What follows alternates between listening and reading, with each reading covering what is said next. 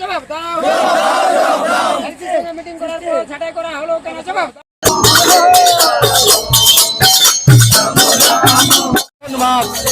শ্রাবণ মাসে চলছে হরিকীর্তন, বুঝলেন?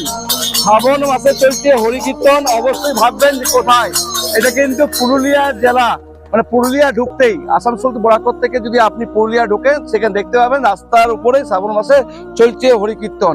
সেখানে দেখতেই পাচ্ছেন হরিকীর্তন গাইছে এবং অনেকে শুনছেন, কত সদস্যরা রয়েছেন বা স্থানীয় বাসিন্দা রয়েছেন। অবশ্য দেখে কিন্তু এমনটাই মনে হবে।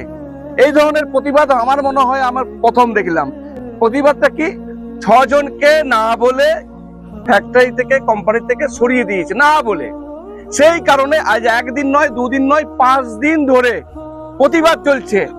কীর্তনের গান শুনিয়ে তাও যদি ঘুম ভাঙে যারা রয়েছেন কর্তৃপক্ষ, যদি কীর্তনের, যদি ঠাকুরের দেবদার গান শুনে যদি মনটা যদি বুঝে যে আমরা ভুল করছি না ঠিক করছি, তাও যদি শুধরায়, সেই জন্য হয়তো মনে হয় কীর্তনের ধ্বনি চলছিল।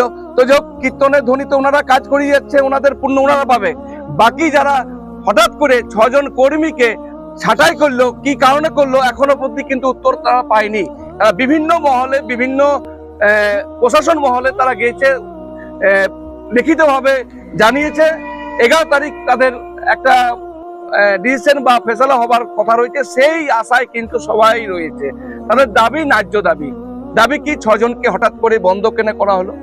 তাদের কাজ করার জন্য জুতো চাই, সাবান চাই, আরো অন্যান্য যে সামগ্রী যে কাজ করার জন্য সেফটি লাগে সেগুলো চাই। এই ন্যায্য দাবি। তার সঙ্গে সঙ্গে দাবিটা কি, 3 বছর ধরে একই জায়গায় ঘড়ির কাঁটা আটকে আছে। মানে কি, বেতনটা, যে বেতনটা আমরা নিয়ে নানারকম ভাবি, শপিং করব, সামনে দুর্গাপূজা আসছে, কাপড় কিনবো, আরো কত কি করব, কিন্তু কোথাতে করবে? 3 বছরের আগের মূল্য আর এখনকার মূল্য আপনারা সবাই জানেন। কোথায় ছিল পেট্রোলের দাম 90, এখন 100 পার হয়ে গেছে। তাইলে কি করে আপনার ওই বেতনে চলবে? ন্যায্য দাবি, এটা আমার নয়, এটা এনাদের দাবি। আপনারা অবশ্যই খবরের মাধ্যমে সম্পূর্ণটা আমরা তুলে ধরছি, আপনাদের মতামত অবশ্যই দিবেন। এই বিষয়টা আমরা ফ্যাক্টরি কর্তৃপক্ষ এবং প্রশাসনের দৃষ্টি আকর্ষণ করলাম। ভালো থাকুন, সুস্থ থাকুন এবং সবাইকে সুস্থ রাখুন।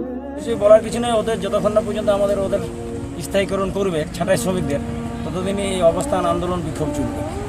কি কারণে বন্ধ করেছে তাদের? কারণ মানে হঠাৎ ওদের বেআইনিভাবে ছাঁটাই করে দিয়েছে, কোনো কারণ নেই। না না, পার্মানেন্ট শ্রমিক কখনো ছাঁটাই হয়। তাহলে চাইছি একটা সুষ্ঠু মীমাংসা হোক এবং ওই পুরানো যারা শ্রমিক আছে ছাঁটাই তাদের কাজে নেওয়া হোক, এবং শ্রমিকদের যে ডিমান্ড আছে আমাদের, অ্যাপয়েন্টমেন্ট, পিএসএ, এগুলো সব চালু করে হোক, কারখানার চলুক। 11 তারিখে মিটিং ডেকেছেন বেলা 11টার সময়, ইউনিয়ন প্লাস ম্যানেজমেন্টকে আসানসোল।